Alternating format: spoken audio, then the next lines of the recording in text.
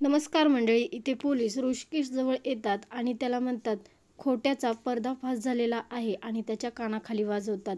ऋषिकेशच्या जोरात कानाखाली वाजवल्यानंतर पुन्हा म्हणतो DNA रिपोर्ट आलेले आहेत आणि ती बॉडी नानासाहेबांचीच होती असं म्हणाल्यानंतर इथे ऋषिकेशला मात्र खूपच मोठा धक्का बसलेला आहे.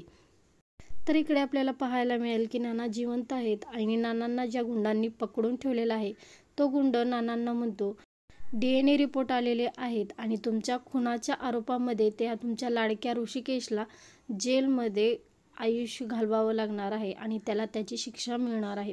आता हे ऐकल्यानंतर नाना मनातच म्हणतात, मी मेलोय आणि माझ्या मरण्याचं आरोप ऋषिकेशवर लागत असेल तर मलाच काहीतरी करावं लागणार आहे. हे खूप चुकीचं आहे आणि मी हे होऊ देणार नाही.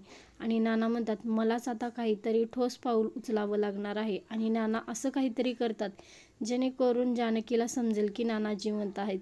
तर नानांनी आउट हाऊसमधले फोटो पाठवलेले आहेत आणि ते फोटो पाहून जानकी म्हणते, हे फोटो नेमके आहेत तरी कोणाचे? आणि ती ओळखते की हे आउट हाऊस आहे. तर जानकीला नाना लवकरच सापडणार आहेत. कसा वाटला एपिसोड?